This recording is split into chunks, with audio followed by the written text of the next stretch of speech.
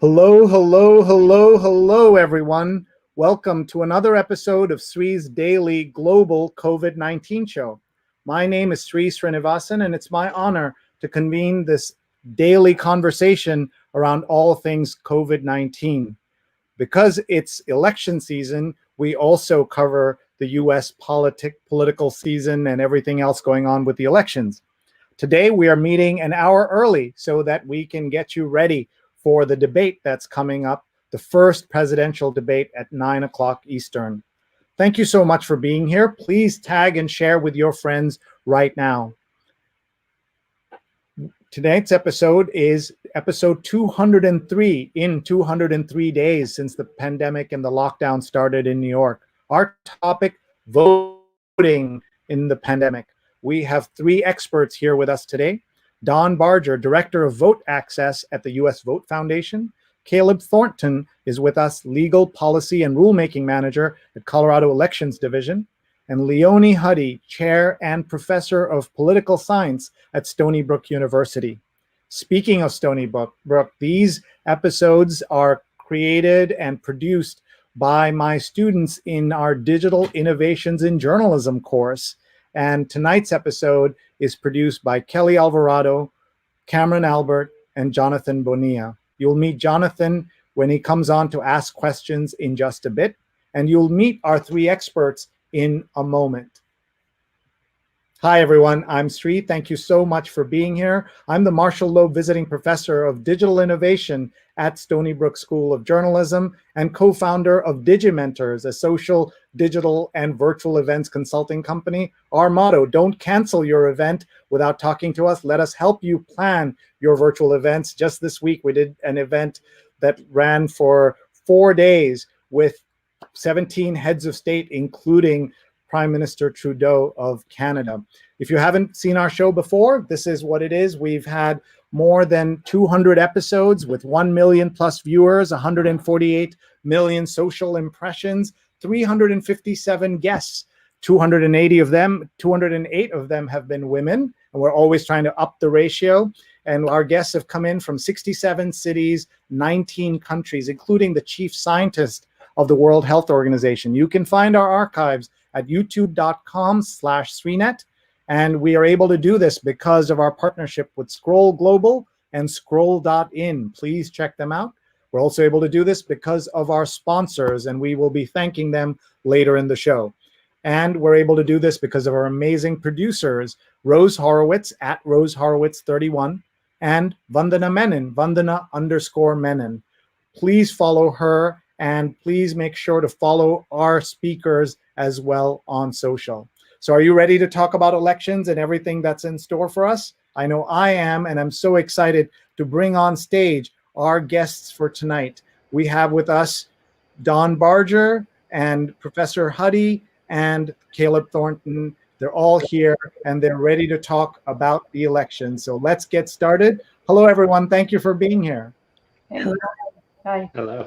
My first question is always, how are you? Where are you? And how's your family handling the pandemic? We'll start with Professor Huddy. I'm in New York, so I'm not too far from Stony Brook, but my family is in Australia. So they're still in lockdown. My family's in Melbourne, my parents and my siblings and so on. So I'm listening to them, and they're hoping to get out of that soon. But they went into a serious lockdown a couple of months ago. And so it's been long and hard. And my mother is very elderly. She managed to survive this in a nursing home. So I've been watching that very, very closely. Well, I'm glad to hear that things are good with your family, but we are always holding good thoughts, especially when they're so distant. My family is in India, Professor. So thank you very much for being here tonight. Let's go to Dawn. Hi, I'm in Brooklyn, New York, and my family's doing well. My husband and I actually had COVID back in April, but we're fully recovered.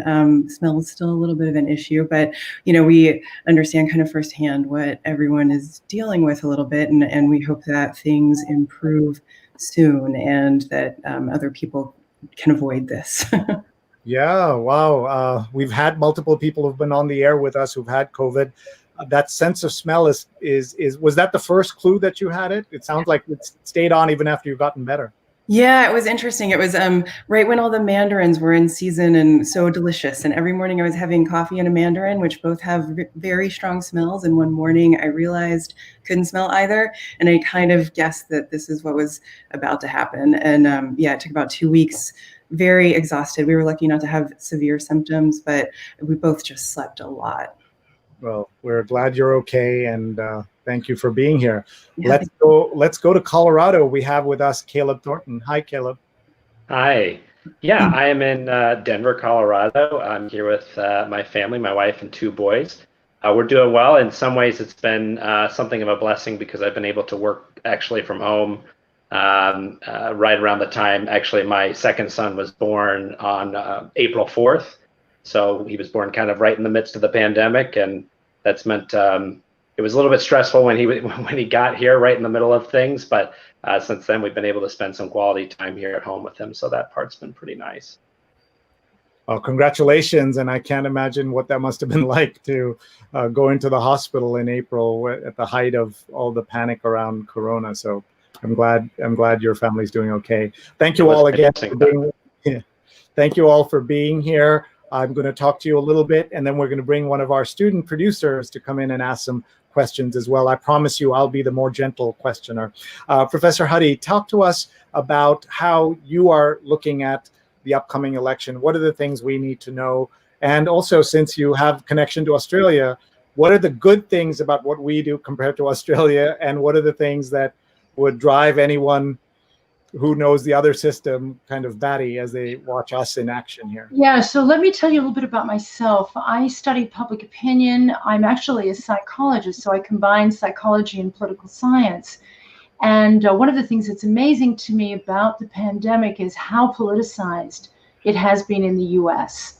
I think it's extraordinary that we have polarized along lines of wearing masks, of following health guidelines. It is very extraordinary. So that I think is very unusual about our experience through the pandemic. Thinking more about the election, one of the things that characterizes this election is how polarized we are in the US based on our partisanship.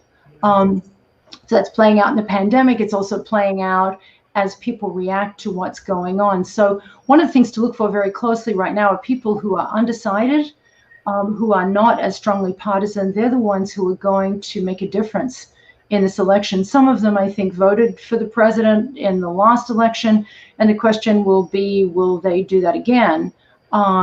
So, you know, a lot to pay attention to, and I think right now we're looking at how the different and very fast-paced events of the last week might in fact shift some of those people who remain undecided about the election.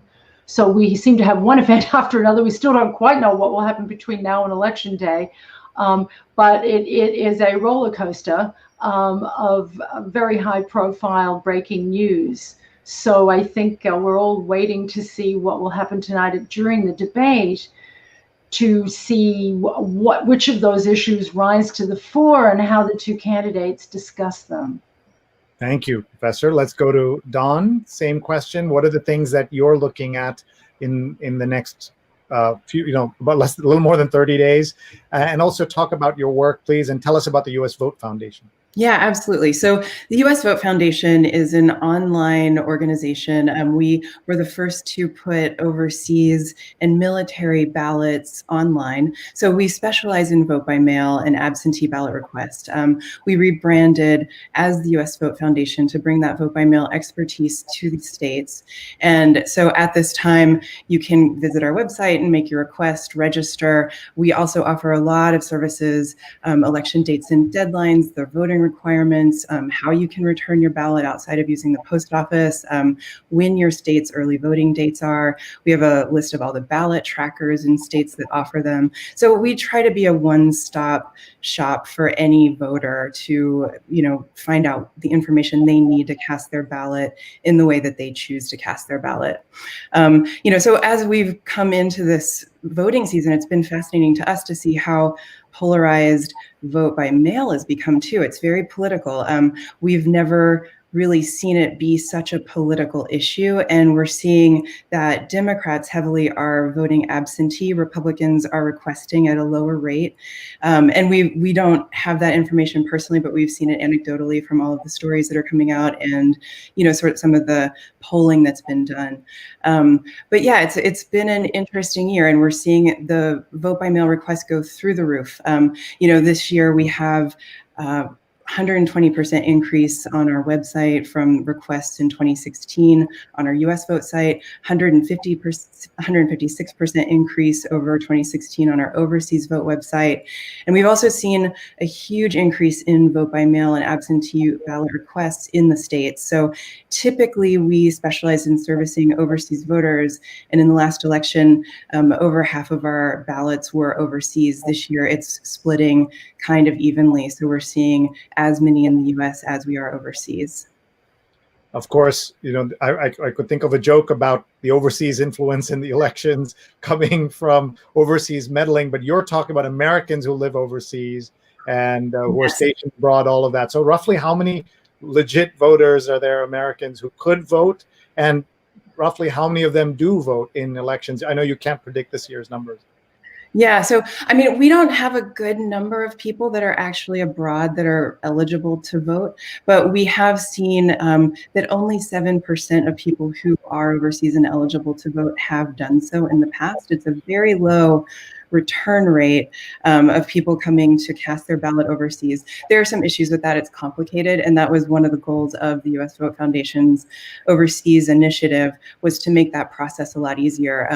Our founder was actually she was living in Germany 16 years ago and looked into voting and casting her ballot. She was given a book that was about 500 pages of rules and information for every state in the US, and it was incredibly complicated to cast a ballot overseas. So she was in software development and decided to automate this process and put it online. And that is actually where our organization kind of got its roots, was how complicated this process was. And so we're trying to reach voters and let them know that it's easy, that it's something that can be automated and simple, and you just can go to our website and cast your ballot, or I guess request your ballot, receive your ballot, then cast your ballot. Jake Basile says, wow, didn't know about this organization. Pretty incredible work. So that's nice. Yeah. And I see FedEx is offering, so you have to pay, obviously, to send stuff here. FedEx is offering some special rates for next day ballot return program. Yeah, that's for 10 countries in Europe that are part of this offer. It's a little difficult. You need to follow that link and set up a new account. And it's very specific in the weight, which is enough to cover your ballot return, but you have to send that package outside of the country that you're in. It must go to the States. So FedEx hasn't really officially called this a ballot return program, but the timing of it is auspicious and the details of it are auspicious. And so we are alerting voters that it exists and that this is an option for them. Thank you. Let's check in with Caleb. And Caleb, please tell us about your work in Colorado. Yeah, it's certainly been an interesting year, I would say. When the year began, we knew it was going to be a busy one. We had, this is our third election, actually, I'm sorry, our fourth election in 1 year cycle. We had the presidential primary in March and the state primary in June, and now we have the general coming up in the next election. The interesting thing, obviously, that happened was COVID, and that really changed the landscape significantly for the U.S. as a whole when it comes to voting. For Colorado, not so much. We've been mailing a ballot to voters, to all of our voters in the state, since 2013. We don't have the same issues that a lot of the traditional polling place states might have.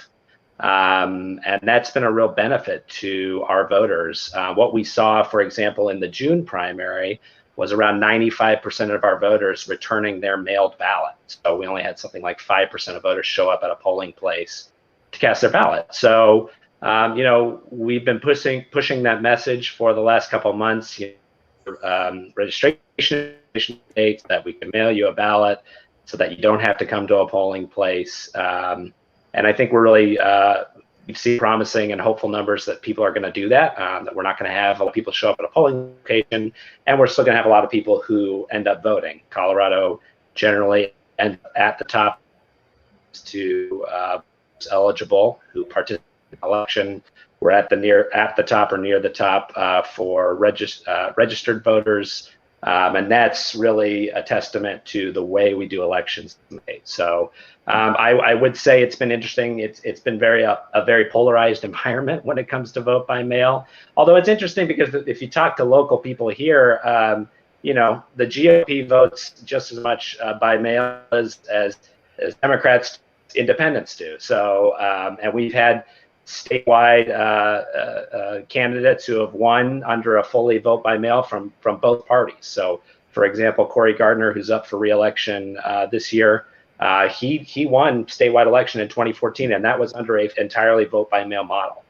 So it can be done on both sides. We see that voters participate at a higher rate, and it really doesn't matter what party they're in. So it's been perplexing to see it become the polarized. Maybe not surprising given everything is polarized now, and especially the U.S. Postal Service is a surprising candidate for polarization because all parties and everybody in America uses it. I just want to point out that you work with the Secretary of State, the Colorado Secretary of State. That's an office in the state level that not many of our international viewers may know about. So if you can just tell us what you handle. We hear about the secretaries of state of each of the different states, like Florida during election year and when there's a crisis. Yeah. So generally, all 50 states and Washington D.C. and the territories tend to have an oversight body that kind of oversees elections in their state or territory. In Colorado, that's the Secretary of State office, and so our job is really to oversee elections at a statewide level. We do that in conjunction with our partners at the county level. So they're the local entity that really runs the election. We have 6 counties in Colorado. They each send ballots to voters. They receive ballots. They count ballots. They do the work. We really do the oversight. And so it's a symbiotic relationship in that way. But the Secretary of State in our office or in our state is the body that elects. Terrific. I just make one more remark about your website. I see business, charities, elections, notary, and bingo.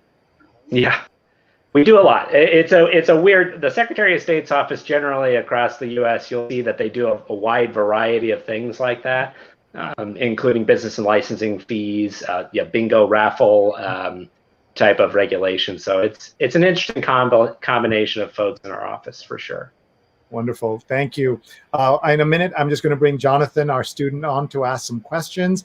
But I want to ask Professor Huddy, in terms of political opinion, what is your sense of how Americans are looking at the confusion around the elections themselves and the voting process and things like that? And could there have been another way? Could there have been another way that this whole election cycle during a pandemic could have gone down instead of this, what seems to us like a mess with lots of extra confusion built in? Well, it shouldn't be this confusing. I mean, we know that voting by mail has occurred. As Caleb was saying, many states have that as their method of voting. I think what's tragic in this particular election is the politicization of voting by mail. So I was just looking at a Pew Research study. Even in states that normally vote by mail, they asked people, are you going to vote by mail? How are you going to vote? And is it going to be easy or difficult? And there's a huge gap, even in states that normally vote by mail. There's a big partisan gap. So even in those states, Republicans are more likely to say that they will vote by mail. But even there, Democrats even more likely. So there is this incredible partisan split, with doubts raised about the legitimacy of this process in the absence of any evidence that there really is tampering. That seems quite damaging in an election where some people will feel it's unsafe to go to an electoral polling place. And very, very unfortunate. So I think In addition to that, in states that don't normally vote by mail, people are saying in these polls that they think it's going to be quite hard for them to be able to cast their ballot. So they're also anticipating difficulties, perhaps because it's unfamiliar, but we're also hearing these stories about possible tampering. Are they going to get their ballots in time? Will they show up in time? So all of this is cast doubt in people's minds, but nonetheless, we know there's a huge gap, and Democrats, for example, are much more likely to say that they will vote by mail in this election. That's tough, because they're thinking it's going to be difficult. I'm not sure it's going to work. I'm planning to do it. What will that mean for the outcome of the election? Well, we just hope that people will follow the rules and also keep the socially distanced rules as they go into the polling places, because it is scary for folks. And the first preliminary data has come back, as you may have seen, about mail-in balloting, and it's already way ahead of previous years. And also more Democrats have turned in their mail-in ballots already. All right, so I'm going to now bring in our student, Jonathan Bonilla, who's going to ask some questions. Hi, Jonathan. Hi, how's it going? Where are you? And tell everybody what you study and what year you're in. I'm at home currently, and I study psychology and journalism. Yeah, that's about it. Hopefully, I get to do wow. The spotlight's on me, and I'm crashing. Damn. Anyway, let me restart that. I'm just gonna leave you in Jonathan's hands while I step out, and just make sure that you treat them a little bit easy. Go easy on. Will do. Yeah, I had everything else planned out except for a personal question. So let me just jump right into this. Caleb, I'd like to start with you. Colorado has been doing mail-in voting for such a long time, and as you said, there has been such a large number of voters who cast their vote this way. What I want to know is what logistical, I have it here written down. What logistical hurdles do states have to jump through in order to make this possible? Well, certainly it takes some planning. I mean, I think if you're going to mail a ballot to every voter in the state, a big component of that is the list maintenance, which is what we call it, that you partake in prior to mailing those ballots. So list maintenance is the process of basically updating and keeping your voter rolls updated so that when you send the ballot, you're confident that you're sending it to somebody who lives in the state, who's a U.S. citizen, who's old enough to vote. All those things. We do a whole lot when it comes to list maintenance in Colorado, and we've continued to improve on that every election. So we feel very confident that when we're mailing some ballot, it's because they live at that address. It's because they're a Colorado resident, because they're a U.S. citizen. So I would say that's a significant hurdle. The other hurdle is the back end, the process. It's just different when you're having to take an envelope, verify that voter, and then tabulate the ballot. It's just a different process than a traditional polling location type of election. So, for example, in Colorado, we can start counting ballots. We don't know the results, but we can start putting them through the machine beginning October 19th. There's a lot of states right now coming up who are not allowed under their law. They're not allowed to start counting those ballots until 7 p.m. election night. So what that's going to result in is results coming in over a period of a week, which is fine. But if the technology is there, you can start to count these ballots without knowing results in advance.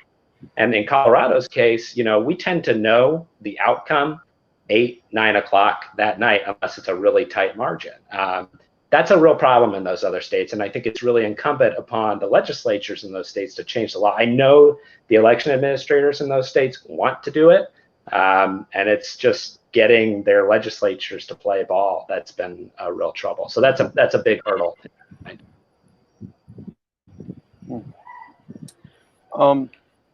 Something else that I'd like to ask is if this polarization has at all affected the engagement of voters. And once you're done, Caleb, I'd also like to ask the same question to Professor Leonie Huddy. I'd like to know if this polarization, what effect it will have on voter turnout.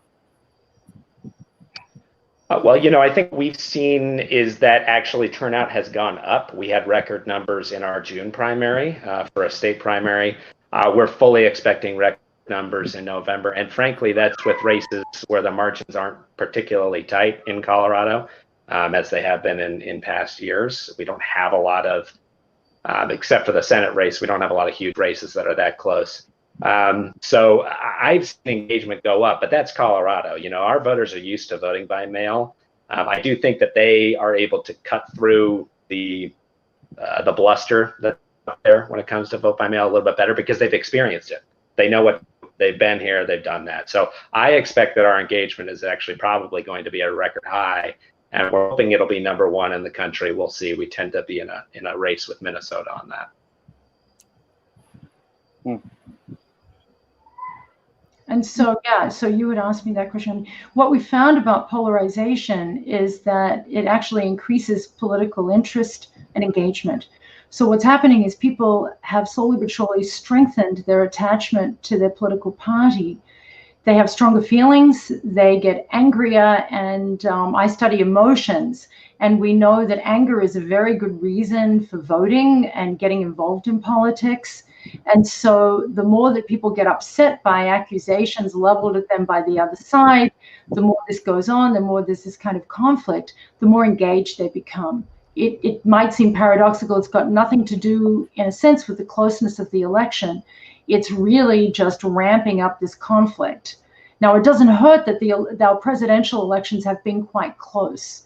So both sides feel like they can legitimately lay claim to victory in the presidential election.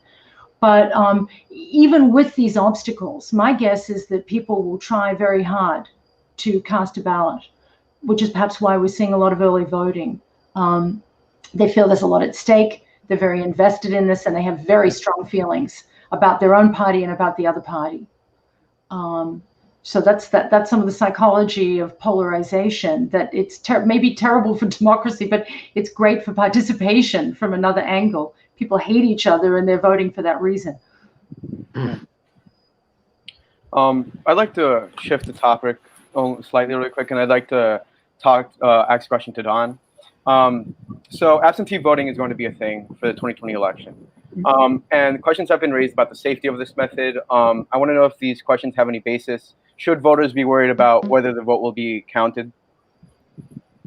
Well, I mean, so safety-wise, it's been proven that there's very little fraud from vote by mail. That, I think our election offices have a way of tracking each ballot, and they have to receive every ballot before the election is certified, so they know where the ballots are. So you don't have a lot of fraudulent voting. You don't have a lot of double voting. That's just so rare. It's less than a percent, less than 0.01%, I believe. But that aspect of it, I think, is one thing. The other aspect is you need to be responsible as a vote by mail voter. And that's a message that we've been trying to push out through the foundation, through this entire election season. I think when you choose that method, you're taking on a lot of responsibility as a voter. You have to request your ballot. You have to make sure you receive your ballot. If you don't, it's your responsibility to follow up with your local election official. Once you receive it, you have to slow down and pay attention. Every single state is different. You need to make sure you're marking it properly using whatever ink is requested. You need to make sure that you are folding it properly, putting it into the security envelope. You have to sign that envelope, and then you have to get it back to your office in time, back to your election official in time.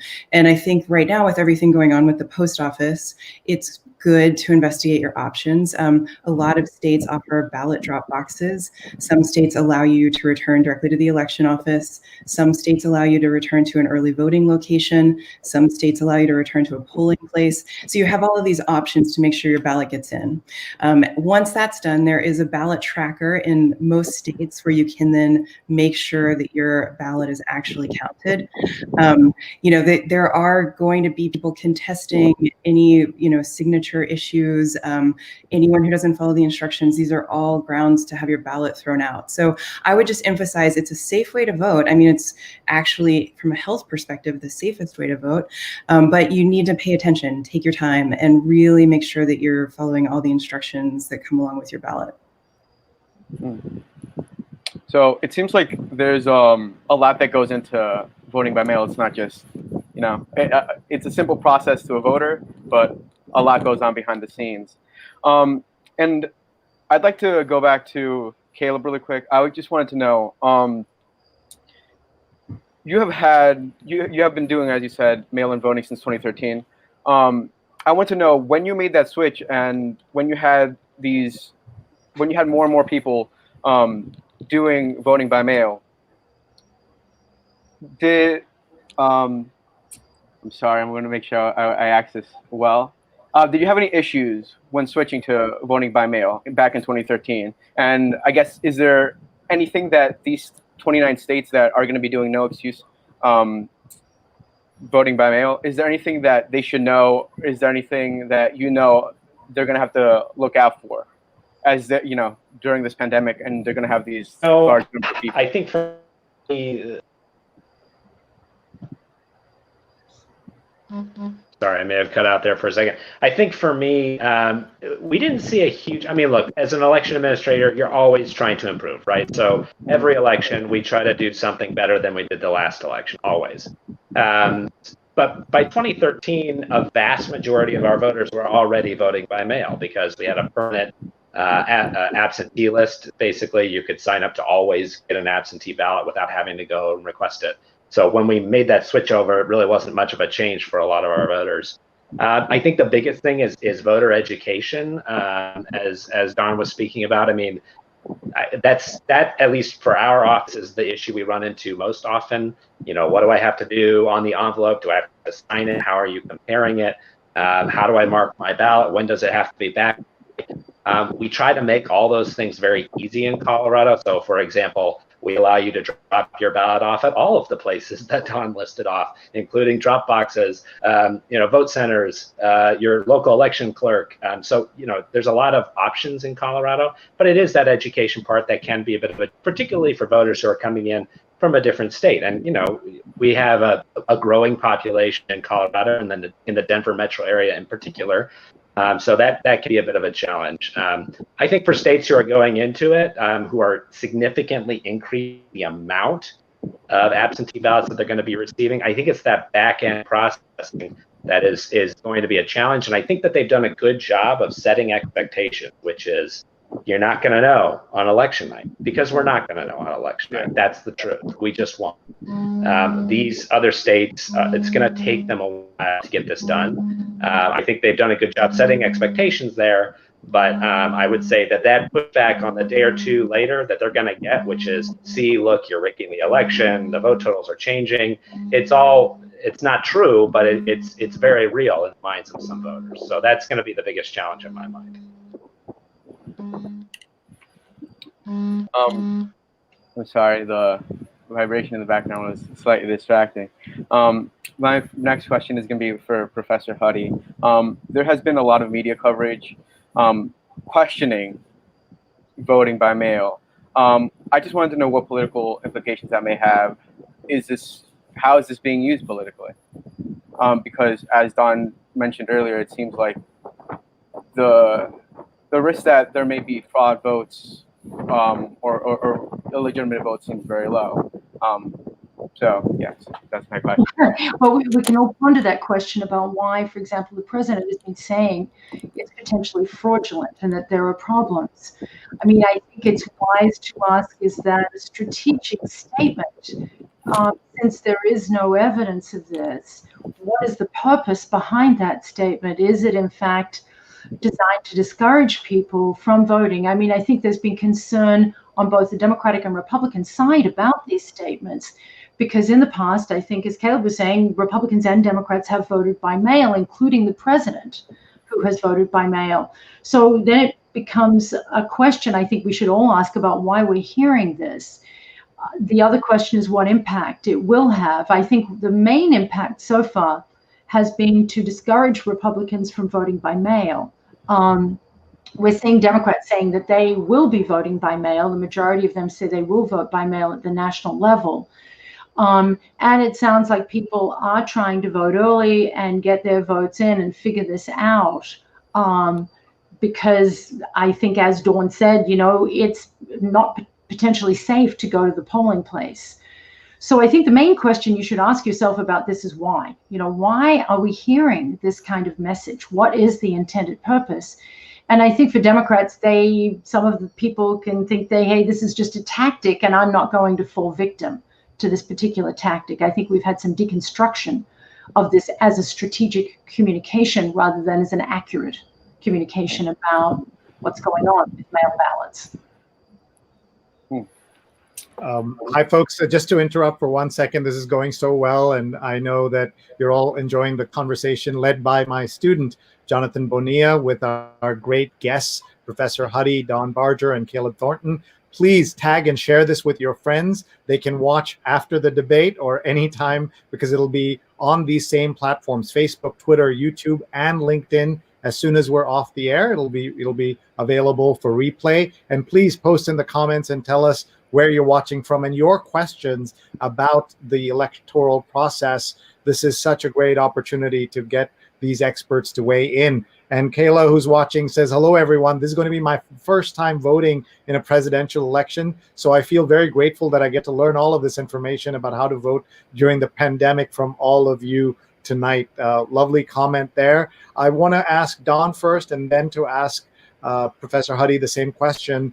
Is there any parallel for another electoral system or in a democracy, in a true democracy, where it seems like there are so many hurdles to voting? In every other system, it feels like people are encouraged to vote. But here, at least one political party and some aspects of a political party are doing all they can to keep everyone from truly voting. So Dawn, you watch the international stage and also here in America. What are your thoughts? Well, I mean, I think my expertise is certainly on the American system, but I think that it is an interesting system, and it's we often talk about how we're literally like 50 small countries here in America. Every single state has a different system. Every single state has different rules, and it's very complicated. There are a lot of states where, there's a caveat to a rule where every other state has sort of a straight rule there. And it's, so, I mean, as we talk about things on a general national level, we often have to qualify it. And I am not familiar enough with other election systems to compare that, but I think that our system could certainly use some sort of reform eventually. and Professor Huddy. The U.S. makes it very difficult. I think these state by state and even further local decisions about how to vote is very confusing. I can give you an example because I'm from Australia. There are some number of countries in the world, maybe 23 or 25, that have compulsory voting. So in Australia, you're forced to vote. It isn't a choice. It is compulsory. And so that's made as easy as possible. Voting happens on Saturday. People register to vote when they are 18. They can go, they can vote. It's really quite straightforward. There are no barriers to registration. In fact, registration is deeply encouraged and is made as easy as possible. So even from having an election on Tuesday through all the rest of it, there are just so many barriers. It is quite perplexing to outsiders because a lot of people think the U.S. is the bastion of democracy. But it turns out to be unbelievably difficult. And I should just add that this has been true historically, that if we look back, it isn't just the Republican Party. In the past, the Democratic Party tried to prevent Black voters from voting in the South. After Reconstruction and after the Civil War, there was a deep history of voter suppression in the South through things like literacy tests, poll tests. So perhaps race relations has also further complicated our history of voting and voting access in ways that, we could spend a lot of time talking about that. That's a big issue. When I try to talk to my students in various stages of their careers about trying to understand what a seismic difference the parties have gone through in terms of access and things like that. Do you think, Professor Huddy, we should point out she's not just a professor at Stony Brook, she's also the chair of the political science department. Do you think that the folks, if we could go back in time people 100 years ago would be shocked to see how much the political parties have changed their attitudes towards voting. Undoubtedly. I mean, we see Republicans pointing to Abraham Lincoln, but you remember Abraham Lincoln was also the president that lived through the Civil War and saw the end of slavery. And he was a Republican. So we've seen a sea change. And we look back, we can trace this back to the late 60s, early 70s, when the Republican Party made a decision that they were going to capture the white vote in the South, and changed direction on race relations. So previous to that, even in the 1950s, the country looked very different in terms of black-white voting for Republican and Democratic parties. So it hasn't been that long, and parties change. And my view is I expect to see some changes in the next 10 to 15 years. I think the Republican Party faces a challenge in terms of the demography of this country. And if it continues in the same vein, maybe not in this election, maybe not the next one, but at some point, party may have to appeal to different kinds of voters, or it may not exist anymore. But by then, if they win this election, if President Trump wins again, he'll get to shape, not just because of this Supreme Court pick, but a lot of America for decades to come. We'll just look at some comments and then I'll hand it back to Jonathan. Jake, one of his classmates, says, good luck, Kelly, Cameron, and Jonathan. Chris says, class JRN 390 rules. We like hearing that. And by the way, you should know that the trolls are out already on our show. On Twitter, people are out there trolling us because of the political conversation here. Macron says, no voting information around in New York City. Whole week walking to post offices, libraries, calling professors, and nobody offering any clue on voting. Let me ask Caleb, this is what he's experiencing in New York. I'm sure Colorado is different, but why would this be the case in New York from what you know of your colleagues? Caleb? New York's kind of a unique challenge. They radically altered the way that they are voting this year, and that's not because of the pandemic. They were just making reforms, good reforms, generally speaking, but it's changing the way that people vote. And so instead of always going down to your precinct polling location on Tuesday from 5 p.m. to 7 p.m., they're giving you some more options. But that does lead to some confusion. And so, particularly in New York City, in an area that's as dense as that, it can create challenges, absolutely. I would say, again, it's all about voter education, reach. I know that the people who do this work, they care. They want to get it right. They want people to vote. They want people's votes to be counted. I can say that with certainty. That's why I get so frustrated when I hear comments from the president and others in his administration. I know people who do this, and we care. We're not out here to make one side win or lose. We want people to vote, and we want the outcome to be reflected in how those people voted. That's all we want to do. That's our job. That is what I do 24/7. So I know that they care. I would say that it's just a challenge to do that outreach. We have about 15 minutes before the debate starts, and I promised Professor Huddy that we'll all be done before then. Jonathan says, hello from the East Village, where voting is always an adventure. And Jonathan's watched for 203 days in a row through the pandemic. Thank you so much. And he has also noticed that Facebook has started putting subtitled captioning, closed captioning on our Facebook feeds. So some of you may have noticed that as well. So Jonathan, let's go back to you. We'll get about 10 minutes of questions, and then we'll wrap it up. Thanks, Jonathan.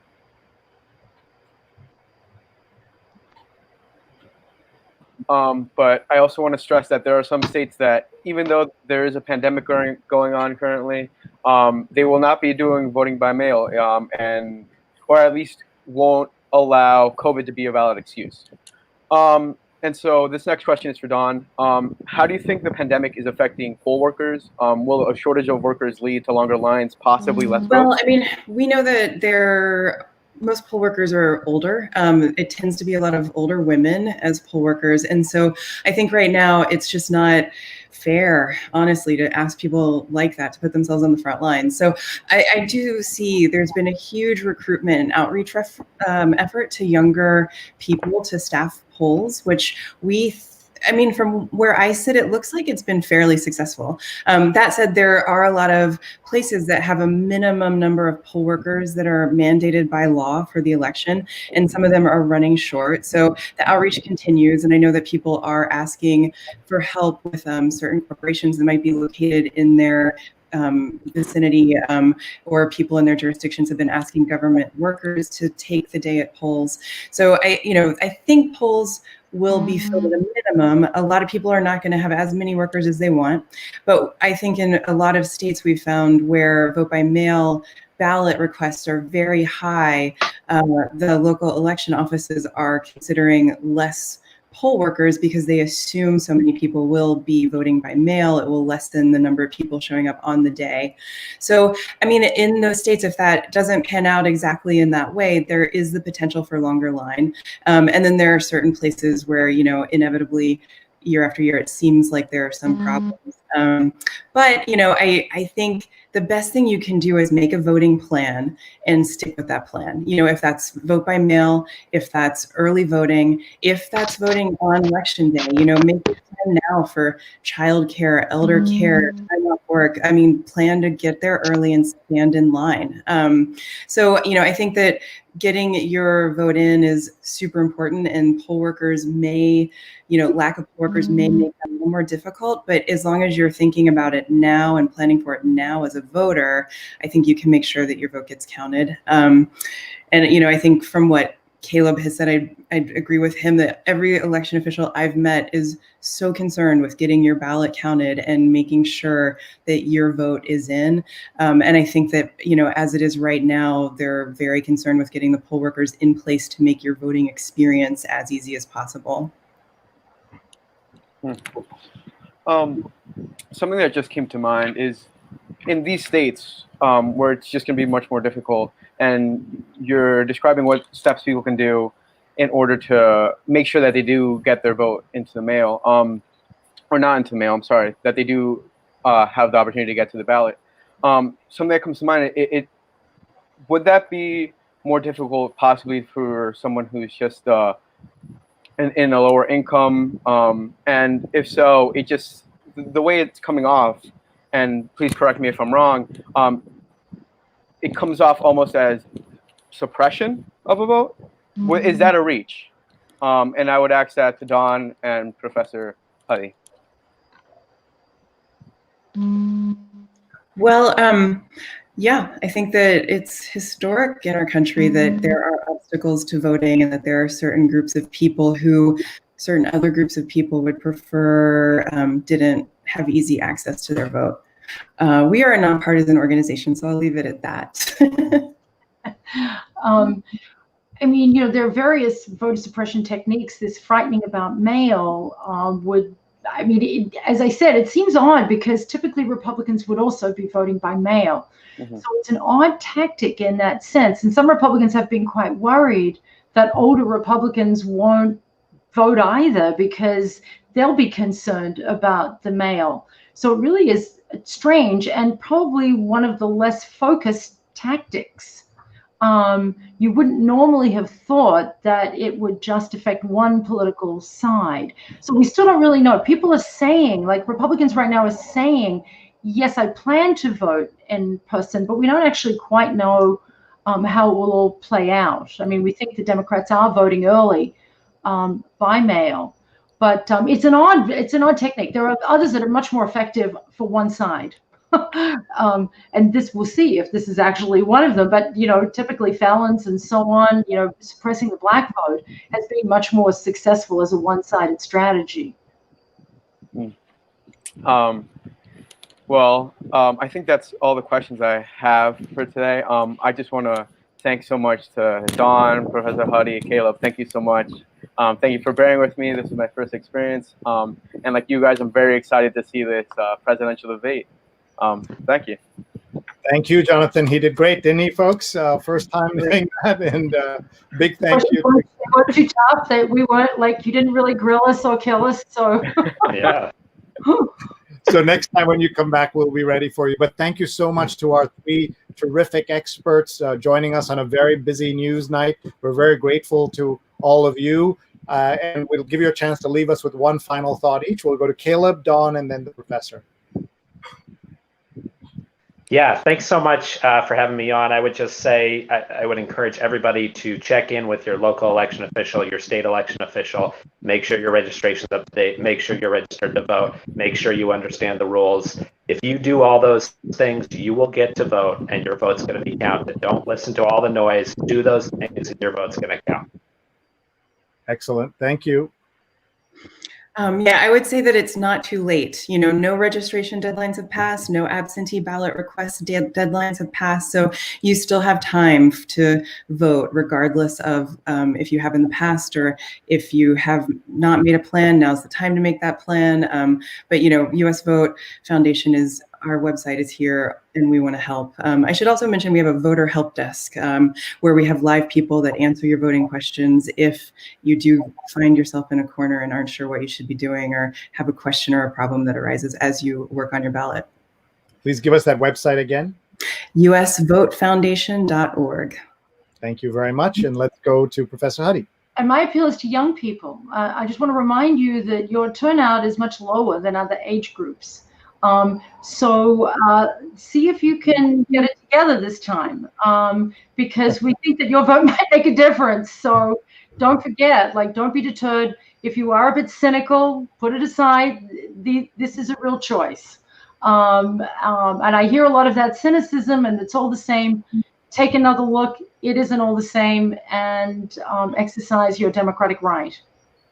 Thank you, Professor. And we will remind folks that almost 100 million people who could have voted didn't vote the last time.